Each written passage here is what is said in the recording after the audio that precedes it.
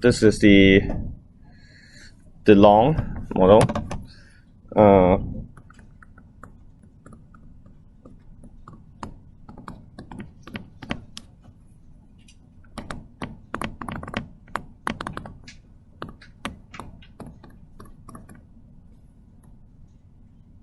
Okay.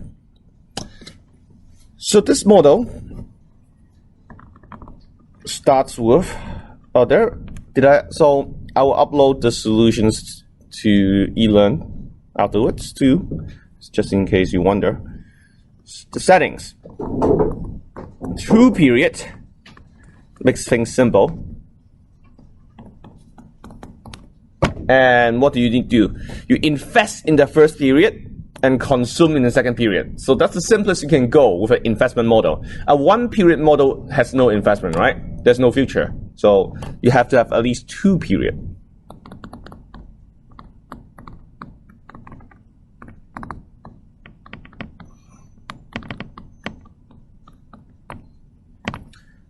As I said, CARA utility. Why? Because the math is easy.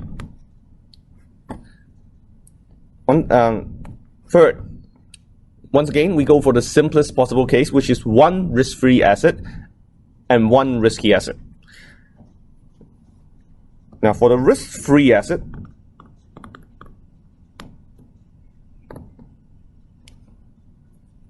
it has return R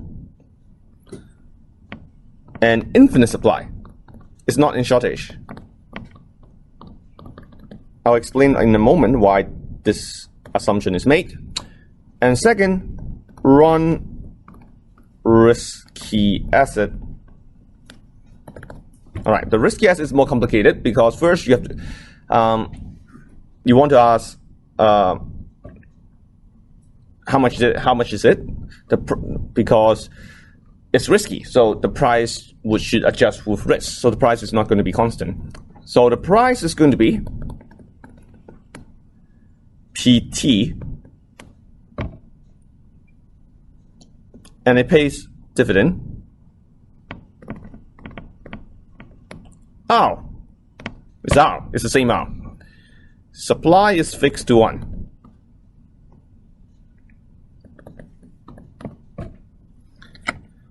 All right.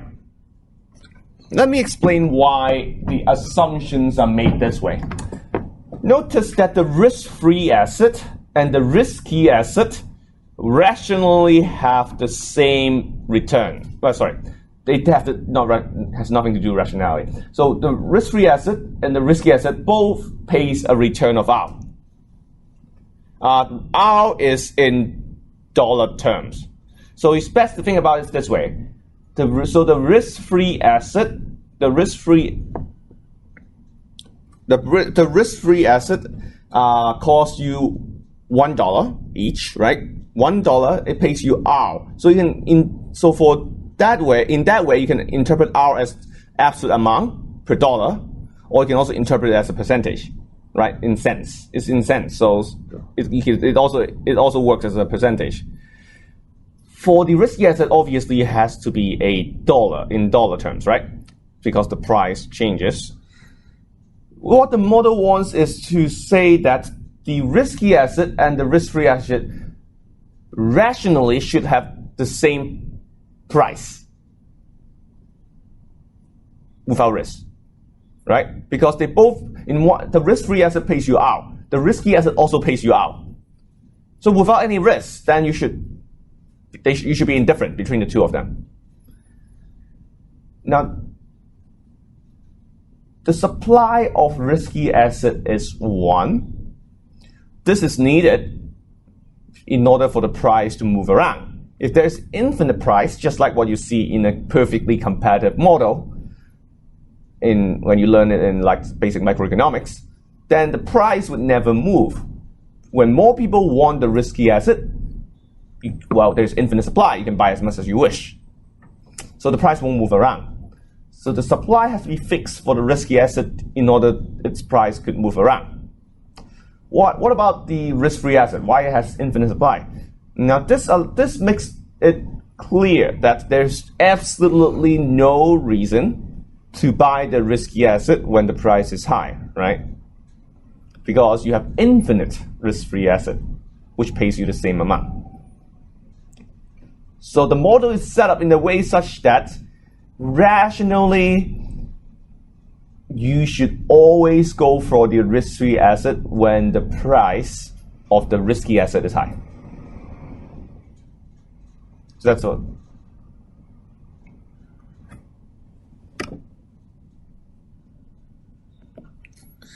There are two types of traders. There are mu noise traders, 1 minus mu rational traders. Obviously, mu has to be between 0 and 1. And finally, this is the most important part, is what's driving sentiment among the noise traders.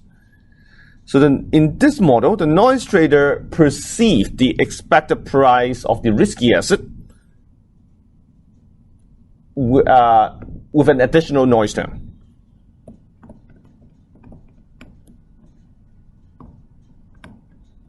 So they misperceive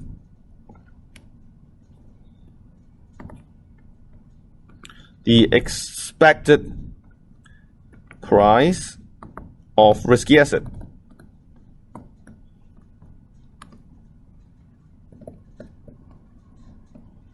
In the second period. So how much? Well, they're going to misperceive by row, which is normally distributed with mean row star and standard with variance sigma row square. So this is the model. Very simple. 2 periods. CARA, 1 risky asset, 1 risk-free asset. That gives you the same payment from investment.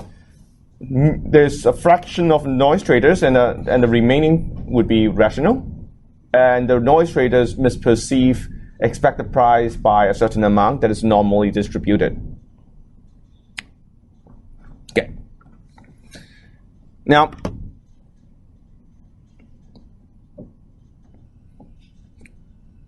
let's start off with the CARA utility.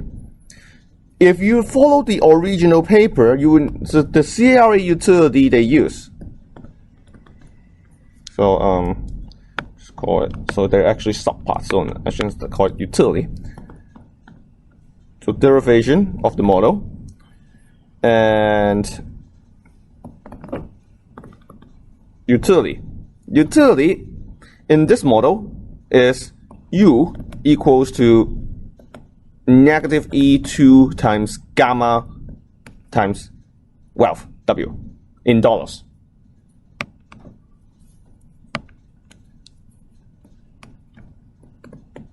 Maybe I'll use blue. Blue. Right.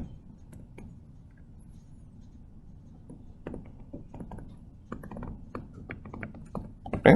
Wealth in S, right? Gamma is rate of risk aversion. If you compare this utility function with what we have in the first few classes, it doesn't have a normalizing term at the bottom, right? So in our previous lecture, what we have is something like negative e to the power negative 2 gamma w over gamma. So we normalize the utility, but then this is just a normalization. Doesn't matter in terms of decision, right? Because all utility depends on is whether it's strictly increasing.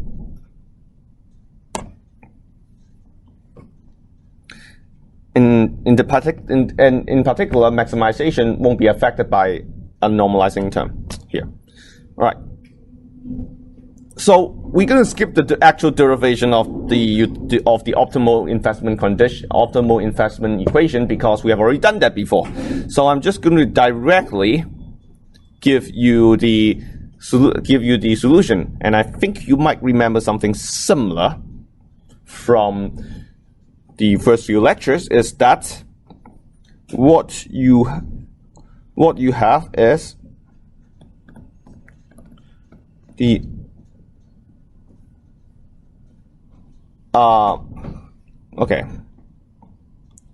the optimal amount to invest.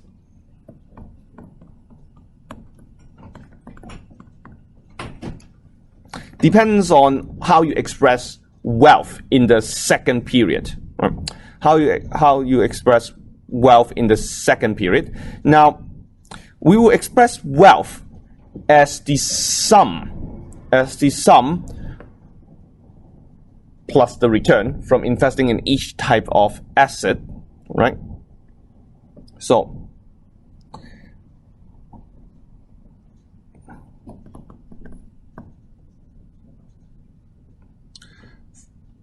right. For rational traders,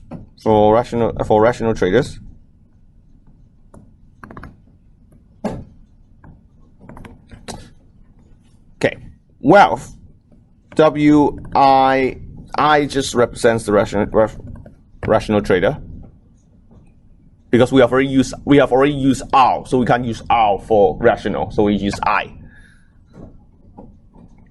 The wealth in the second period would be, well, how much is invested in the risky asset and how much is invested in the risk-free asset.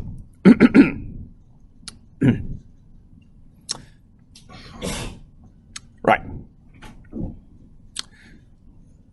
Okay, so this is expressed as lambda I times R plus PT plus 1 plus WT minus lambda I times 1 plus R. Now, if you just look at this, you have no idea what this is about. But once I add in the explanation, then it makes a lot of sense. Now,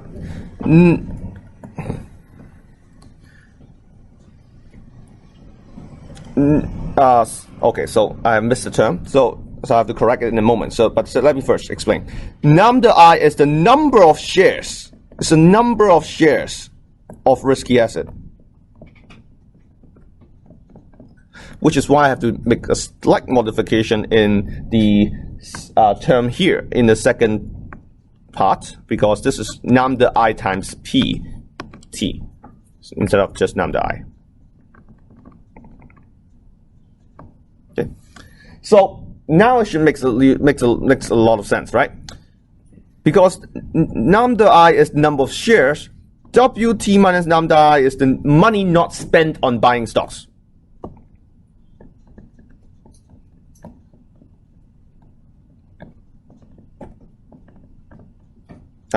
Risky asset, not stock.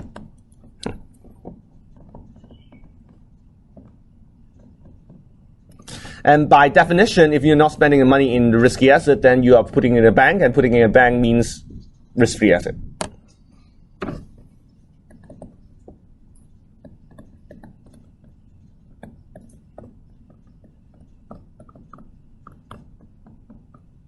Okay.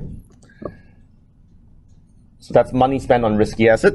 And how much do you get from investing in the risk-free asset? 1 plus R. It's $1 per dollar, plus it pays you R per dollar.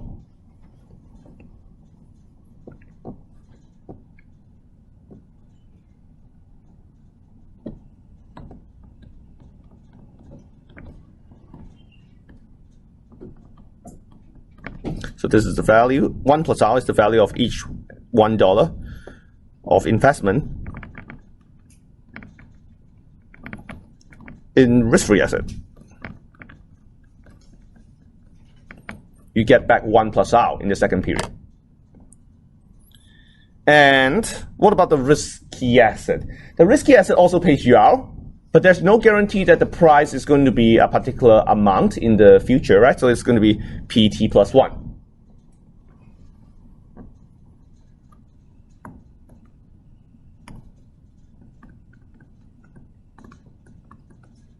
value of 1 share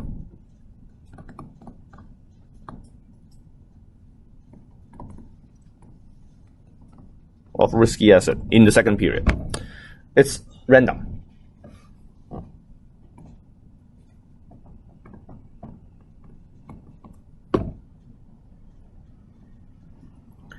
Or I should say risky, although it is random in this model because of what the noise traders do.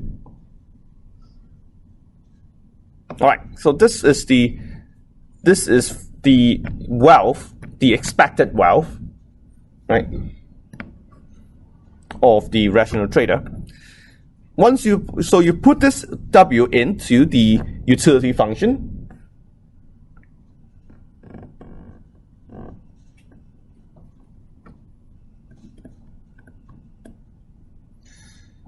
Substitute into U, solve as in earlier lecture. So we're just going to skip that. It's just exact same calculations done all over again. You would find the amount to invest is the formula we have before, which is expected return over risk. And what's the expected return in this case? It's R plus E, the expectation of the price of the risky asset next period, minus how much you paid over the risk involved.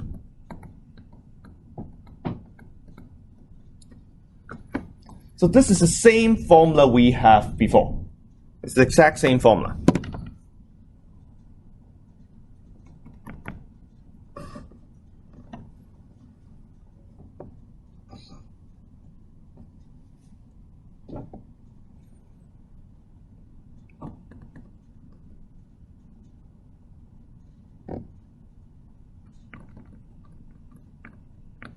So this is the expected excess return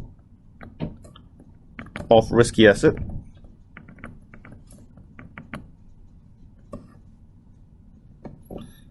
And this is the risk of the risky asset.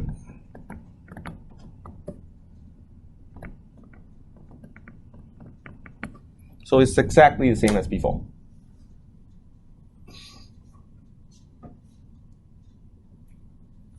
What about the noise trader? For the noise trader,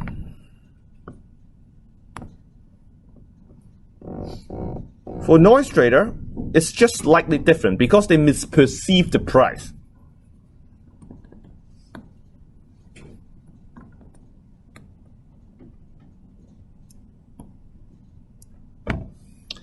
For noise traders, they misperceive the price. So by how much? By rho. So W N T plus 1, for them, they believe the wealth they're going to get in the next period equals to a lambda T. So to make it clear that, somehow that dot cannot be removed. Lambda T R plus PT plus 1 plus rho T. So that's the difference, rho T. And then the remaining part is just the same. WT minus rho T PT, lambda T PT times 1 plus R. So that's the same. So the only difference is this part, the rho here. This is the misprice.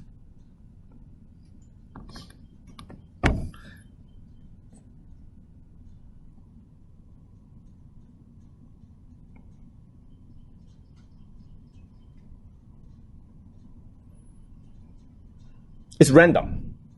This is where the source of risk comes from in this model. It's random.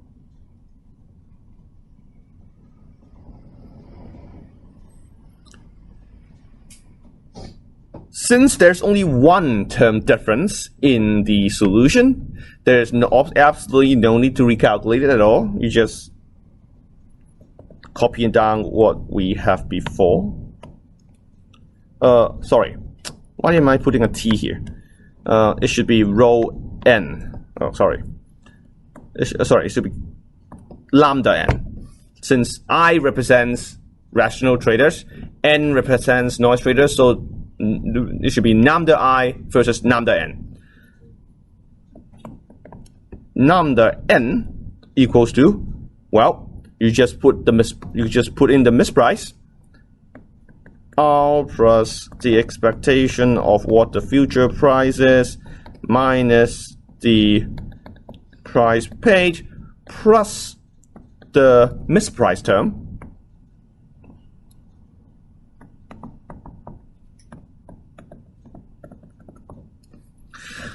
Okay, here is where I should explain a bit, is that now it makes sense to have an expectation outside of the future price because you don't know what the future price is. So, but why is there no expectation outside of the misprice term? Now notice that the misprice term have a subscript of t, not t plus 1. So the misprice is random over time, but that is actually known at the time of decision. So that's important difference. So I should make it more clear.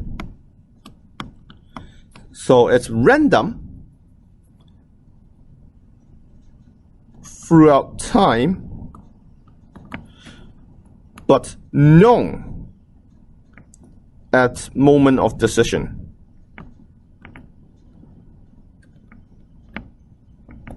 So this is to capture the idea of settlement. I think the best way to think about it is my investment decision is affected by my mood. My mood is random throughout time. Sometimes I'm happy, sometimes I'm sad. But at the moment of decision, I do know whether I'm happy or sad, right? If I'm happy, I like to buy stocks. If I'm sad, I don't like to. I want to sell stocks. It's random throughout time, so sometimes I want to buy, sometimes I want to sell. But at the moment of decision, I do know how I feel, and I act accordingly. Which is why it's not random at the moment of decision. It's known.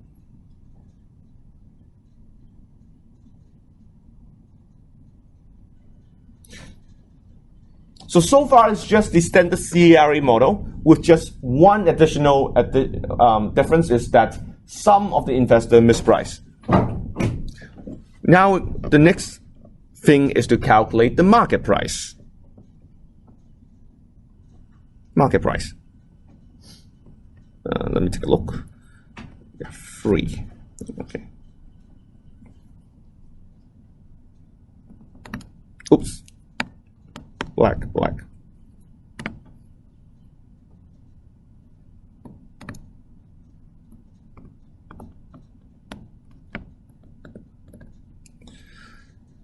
How would the market price look like?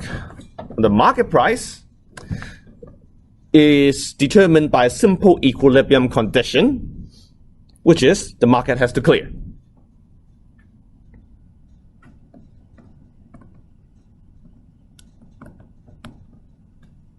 Market for risky asset has to clear. So, okay, these are noise traders, mu. They want lambda n shares. The rational traders want lambda I shares.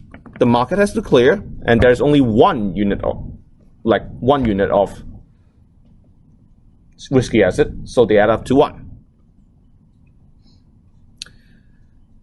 Substituting in the two equations from above, let me call them 1 and 2. Right? Let's say call this 1,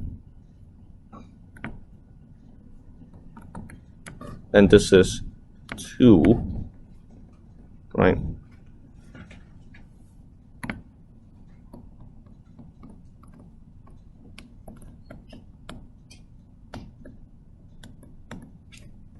So if you substitute in 1 and 2, the two equations are practically identical except the mispriced term. So it's going to be R plus expectation of the future price minus how much you paid in terms of opportunity cost, because you give away when you buy stocks, you give away interest from the risk-free asset, plus the mispriced term. But since only mu or fraction of the investors have mispriced, so the misprice is mu rho t.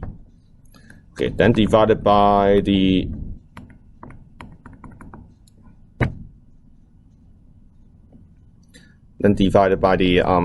risk adjustment, that equals to 1.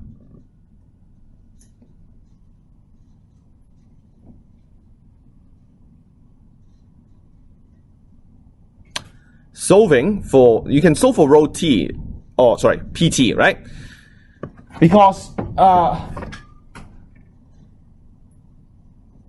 you can express pt, you can just rearrange everything over, and the price of the risky asset today depends on things like how high the return is, how's the dividend, that is, what's the expected future price that you can sell your stocks for, the amount of misprice, and the risk involved, which makes a lot of sense. So you just rearrange PT would be 1 over 1 plus R plus, okay, you're just moving everything over by now. E, the expectation of future price, minus the risk involved, plus the misprice. Okay. So once again, it makes a lot of sense, right? The higher the future price, the higher the current price. So let me write that down, actually. It makes a lot of sense.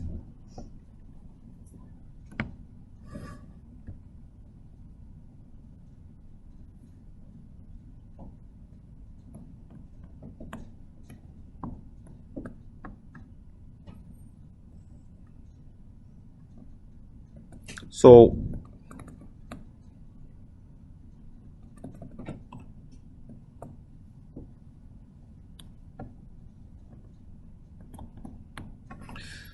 okay, so when the expected future price goes up, well, the current price goes up, right?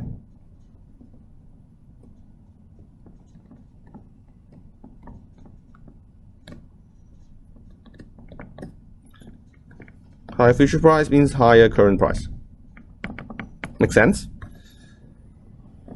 When gamma goes up, price goes down.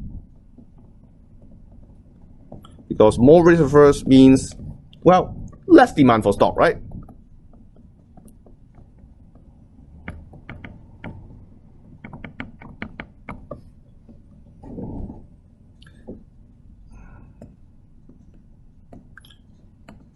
Variance goes up.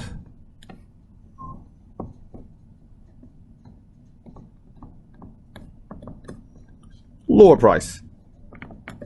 Makes sense.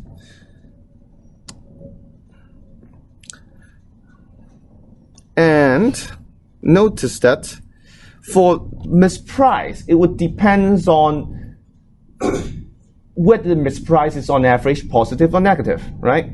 Because mu and rho t are multiplied together. If rho t is positive, then higher mu would drive price up. So if the investors are happy, they buy more stocks. The more of such investors, the higher the stock price. On the other hand, if the investors are unhappy, they don't want to buy stocks. The more these type of investors there are, the less will be the demand for stocks. So the higher the ROTE, the higher is the demand for stock, and mu, depends, the effect of mu depends on rho. The number of noise trader exacerbate, is it correct spelling? Magnified, or maybe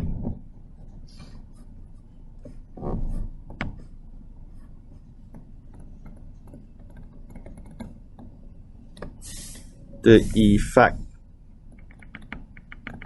of misprice.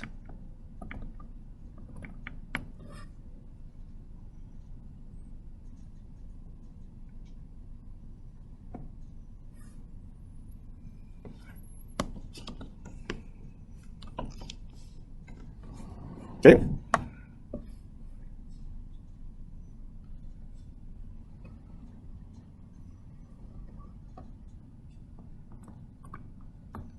So higher misprice, higher price. Okay. Right. R, and once again, the effect of R is also not as clear, because you have now you have two R's in this equation. So R over 1, so R over 1 plus R is a relatively small term, because R is probably something like 0.0 something, so it's a very small term. But then the rest of the terms are all divided by 1 plus R. So the bigger the R, the bigger is the numerator. So it's going to make it smaller, but I think it's going to make it smaller, but I haven't actually tried to run any numbers through it, so I'm not absolutely certain, but I think higher R most likely going to make it smaller. All right. Now this equation alone give us some insight of how the model works, but then it's not really satisfying that the price today depends on future prices, which we don't have anything to say at the moment. What we're going to do next is we're going to ask what happens in steady state. That is, we assume that price, the expected price is constant. Not the price is constant, but the expected price is constant in all future periods. Right? So I expect the price to be, tomorrow to be the same as the price 2 days after. This is only in expectation on average. So obviously the price is going to move around. So next is going to be a steady state assumption.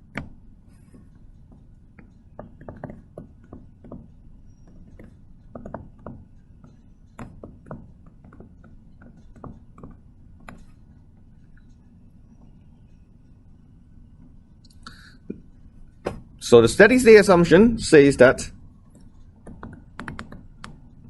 the expected price tomorrow equals to the expected price the day after. And the variance is also the same. Now that allows us to say more about the future price. Because basically, since the expectation is the same, we apply the equation. We use the equations above. This is 3, right? I think we don't need the demand equations any further, so I can just call this 3.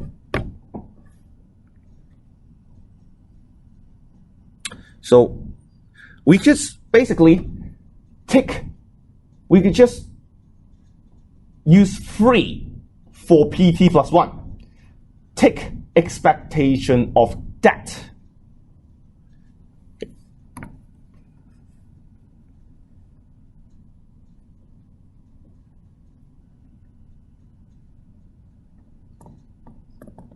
So applying 3 to the next period, PT plus 1, and take expectation.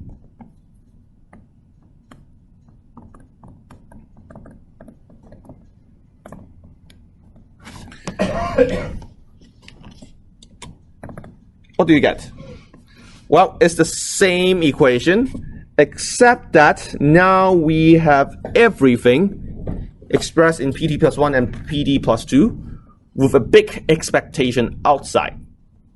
So let me first start writing with PT plus 1 because that would make it clear, but then I'll add an expectation outside.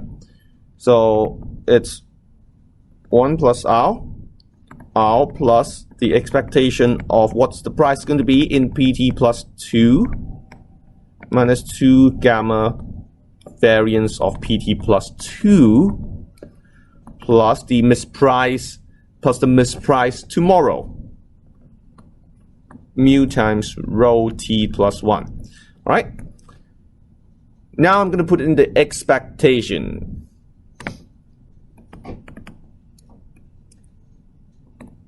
On both sides.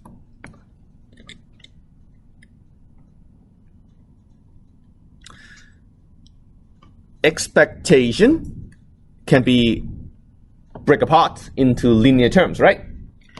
So, and you can pull out all the constant terms multiplied. So you can pull out the 1 plus R, it's just a constant multiplied. Expectation of R is just R because R is a constant term. Interest rate, already know. Good. Expectation of PT plus 1. Now, expectation of anything is just a number. So expectation of a number is a number. So once again, you can just put PT plus 2 here. Minus 2 gamma, constant terms, doesn't matter. Variance is a number. Expectation of a number is a number. So once again, this is just really just a constant term. And finally, mu is a fraction that is known, is a constant term, so you can put it out. And really, the expectation only comes down to the rho term, which is not known today.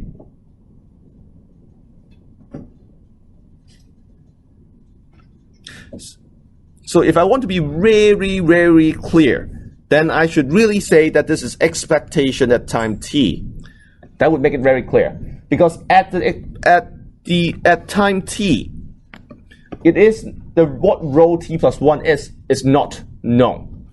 So that's why you need an expectation around it. Here's the part where we're going to substitute expectation of PT plus 2 and variance of PT plus 2 with their counterparts of PT plus 1, because we assume that in steady state they are going to be the same.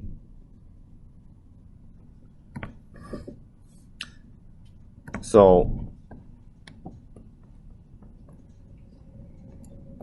we can substitute the expected price with the expected price of tomorrow, and then let's substitute the variance with the variance tomorrow, right?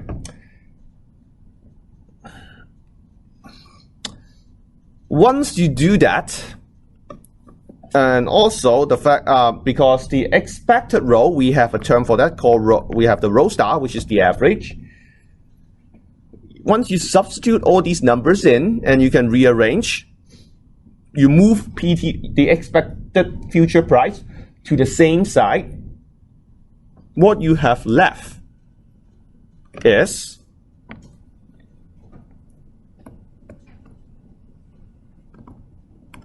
rearranging. You have the expected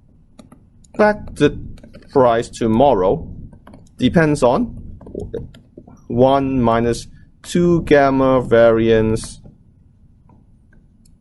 PT plus 1 over R plus mu rho star over R.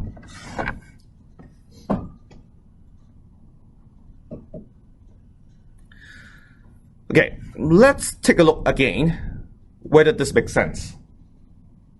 If you look at it, then it does make sense, because once again, if you draw a table trying to see what's happened with this equation, right?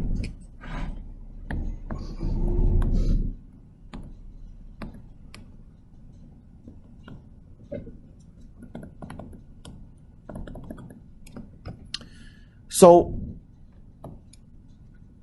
if the individual is more risk averse, gamma enters the equation in a negative term, so the expected price goes down. If variance goes up, then once again it's the same. Expected price goes down.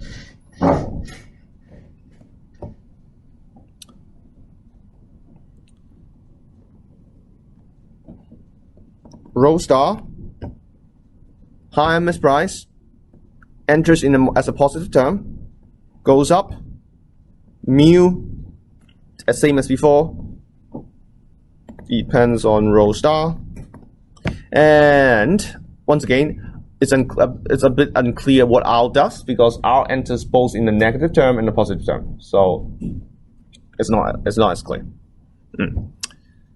So it all makes sense in equilibrium. The only thing that we haven't get rid of is the risk term because it's still depending on future risks. So we want to simplify that too. And can we do that? Yes.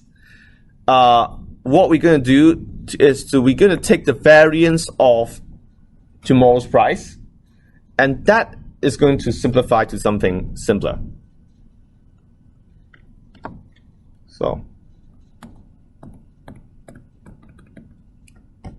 So variance PD plus 1 is going to be the variance of number 3, right?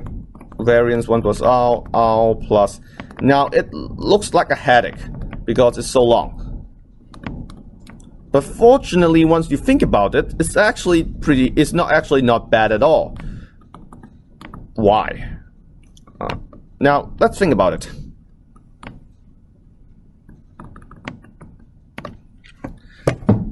Variance only makes sense for something that moves around, right? If variance only makes sense for something that is random. And if you look at the terms, this equation have a lot of constant terms, and constant terms do not change, which means they have no variance. So if you look at it for a few more seconds, you realize that, once again, the only source of variance in this equation is rho. Because expectation of a random number is a constant. Variance of a random number is a constant, and these have no variance themselves. So really, it comes down to the variance of mu over 1 plus r times rho t plus 1. And if you remember, when you pull out constant terms, you have to square them. And the variance of rho t plus 1 is given as sigma rho squared.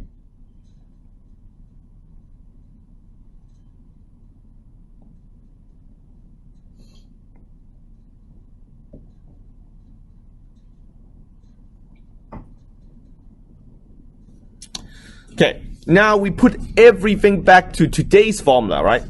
Right? So this is 4. This is 5.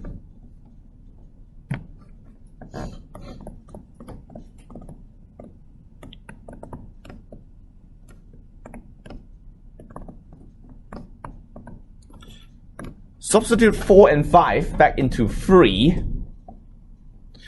And you get a very, very long equation.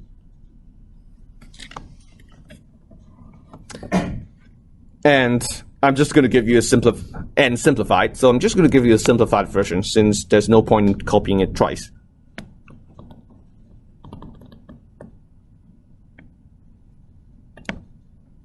Get PT equals to 1 plus rho t minus rho star 1 plus r plus mu rho star r minus 2 gamma over r mu divided by 1 plus r square sigma rho square. All right.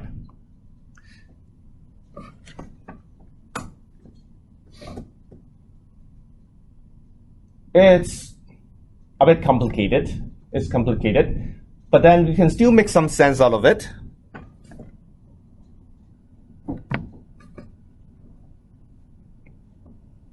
First, it's quite clear that the last term is risk adjustment.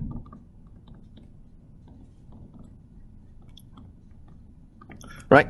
Because the rows is quite clear from 5 that this is like row, that's where it comes from, right? Mu over 1 plus r square rows mu rho sigma square, right? Sigma rho square. So this is risk adjustment multiplied by things like risk aversion. So this is quite clear. This is risk adjustment, and it has exactly all the same property as you expect. If the risk goes up, then so the misprice. So if there's more variance in misprice, then the today's price is going to go down. So that's quite clear.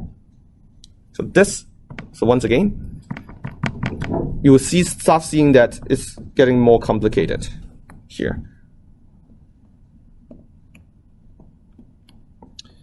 When sigma rho square, so this is the variance of misprice, goes up, then price goes down. That's we know.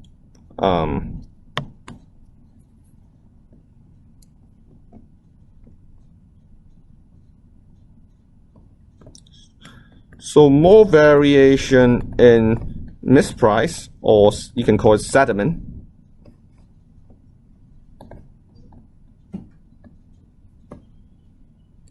how to spell sediment? Sentiment, something like that. I don't remember.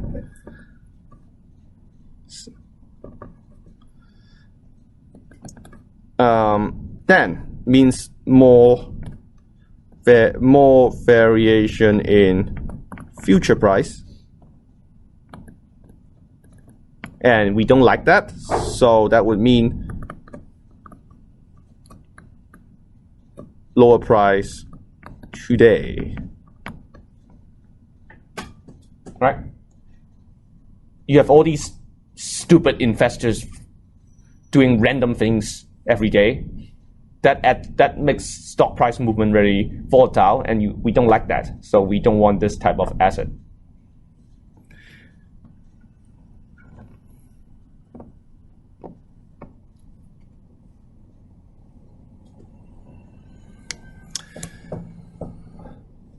The average misprice, the higher the average misprice. Now, if you look at the effect, right, there's actually the rho star enters the equation in two ways. It enters the equation in the second term and also in the third term, right? And how do we compare the two events holding other terms constant, right? You have in the second term negative mu rho star divided by 1 plus r plus. Then in the third term, you have plus rho mu rho star over r. Now, if you look at it, then it should occur to you that so in both cases you have rho star at the top, but then in one case you have 1 plus r in the bottom, and the other case you have r in the bottom. And since r is a decimal, right? It's more than 1. It's interest rate. R divided by R is going to make the number bigger, right? Whereas divided by 1 plus R is going to make the number smaller. So overall, that means that rho star is going to have a positive effect, right? Minus mu rho star divided by 1 plus R plus mu rho star divided by R. The second term is going to become bigger because of R, while the first term is going to become smaller because of 1 plus R. So rho star overall has a positive effect, right?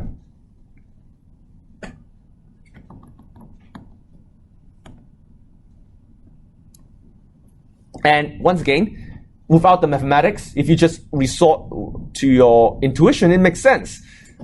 If the investors are placing a very high value on the stock, then it makes sense that stock price should be going up on average, right?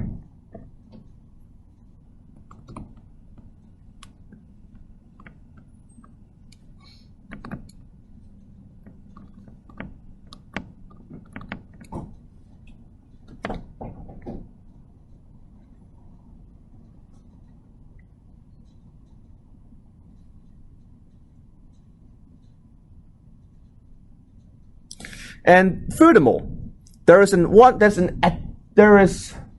additional effect from having mispriced higher than average, right? So on average, I'm a happy guy.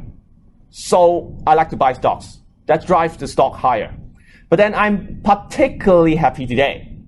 That makes me even more willing to buy stocks than average. That drives the stock price up even further.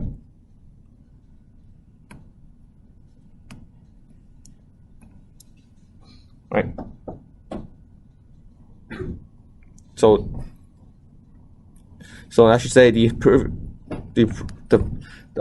previous one is higher average misprice, and this is, and the second one is above average misprice.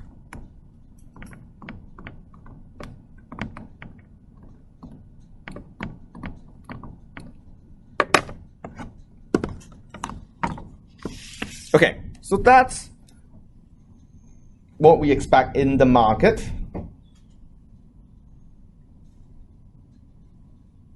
What we expect in the market.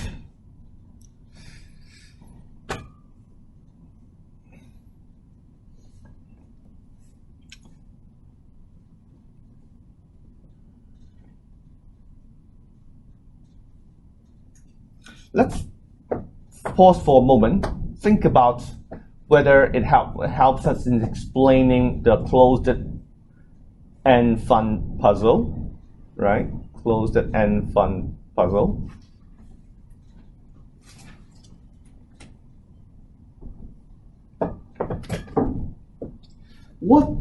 If looking at this model, first, it does give us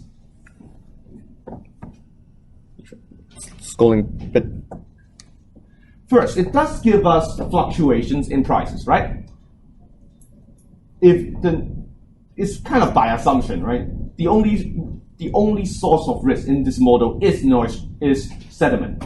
You build it in. We have no other source of risk here. When the noise traders have very wide mood swing, then it also drive the stock price movement a lot, right?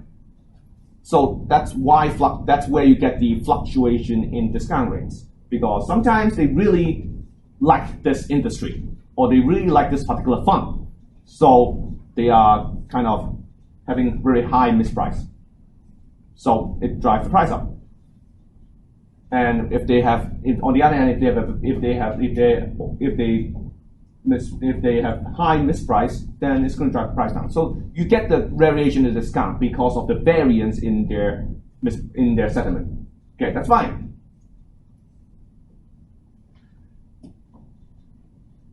What about the fraction? Once again, the fraction magnifies the magnitude. So what that says is, holding the variation of misprice constant, whatever the noise traders like to invest in is going to have wider fluctuations, which also means it's going to have higher discount, right? Because it's subtracted from the price. So once again, that explains why closed-end funds have lower price, because, well, small investors like closed-end funds, so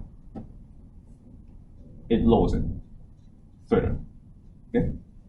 However, there's one important condition, is that this only works if the average misprice is not too high, right?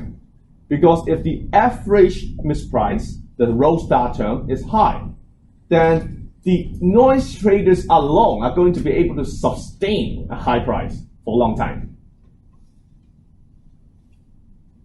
So this is the case where if I am a strong believer in this industry, regardless of the evidence, I'm just a very strong believer in this industry, I'm always going to buy. And for that fact, I'm going to be able to sustain the price for a long time, right? I keep buying, and that's why I drive the price up for a long time. So in order for the stock price, in order for a discount to appear, I must not be too optimistic on average. So I'm on average maybe slightly optimistic or even just neutral. But then what's important is sometimes I become very optimistic and sometimes I become very pessimistic. So that's what you need to drive a discount. Sometimes optimistic, sometimes pessimistic. On average, they have to even out. If they don't even out, then you will not get you might not get a discount. You might even get a premium, because I'm always very optimistic about this particular stock, so I always buy, and I can sustain it. If there are enough of me, then we can sustain the price for a long time.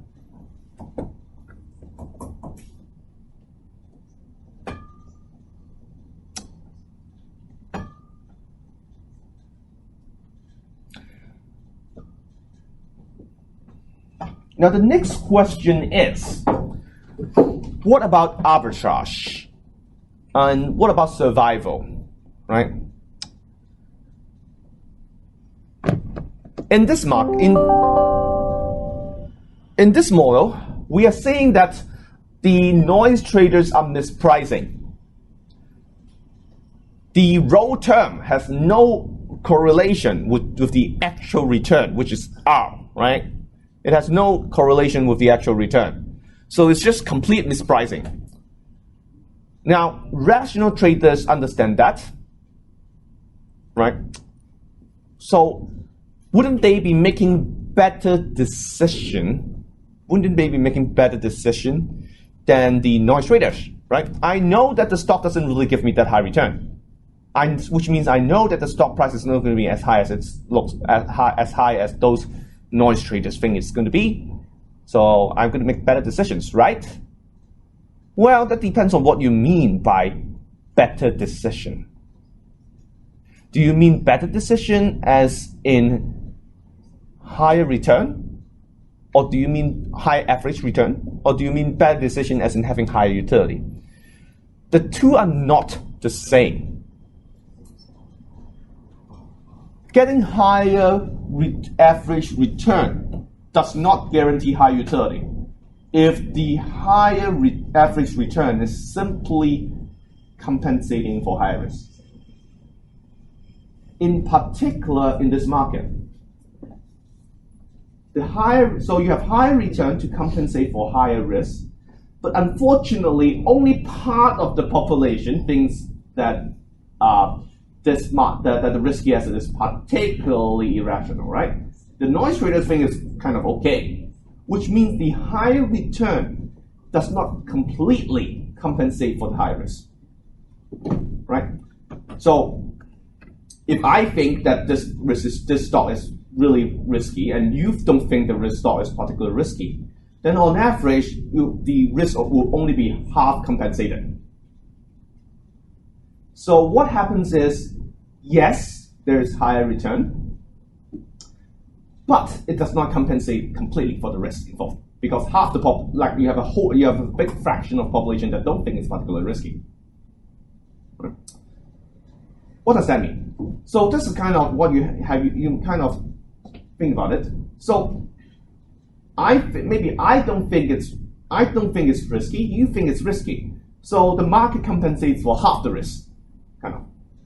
So what would happen? You think it's risky, right? So you don't buy as much. Remember in CARA, you always buy some stock, no matter how risky it is. You might buy only a tiny fraction, but as we derived in the first few classes, in CRA utility, you always buy some risky asset, no matter how risky it is. So If you think it's too risky, you buy relatively few shares. But I don't think it's too risky, and I buy a lot of shares. But because there's higher average return from the risky asset, I am actually going to earn more money than you do on average. So if money determines who survives, then I'm going to survive longer than you do because I earn more money. So that's why you have to think about what it means as doing better in the market. If you measure doing better as having higher return on average, which a lot of empirical finance studies do, right? Then I am doing better because I am the dumb guy who takes too much risk. But on average, I'm going to be fine because the average return is higher. But for you, you have lower return, which on paper looks like you're worse off. But once you consider the fact that the investors are risk averse, utility-wise, the rational traders are better off. But that's not something we can observe empirically because we don't know what the utility function is. Right? So this explains why irrationality can survive in market. Because by doing irrational things that are risky, you get high return on average. And high return helps you survive.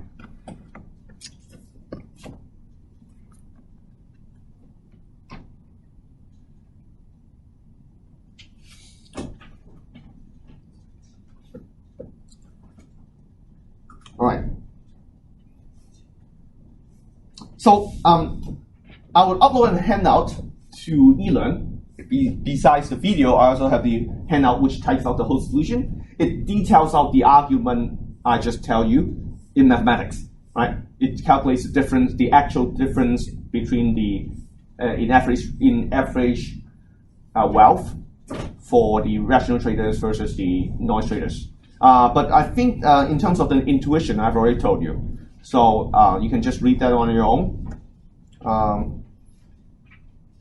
I don't think I'm not gonna test it this year. No. I don't think I'm gonna test the second part, the part about returns, because there's a lot of math for not a lot of intuition. It's just easier to explain the intuition in words, right? The idea that if you're willing to take more risk, you're gonna get higher return, even though that might mean lower utility, right?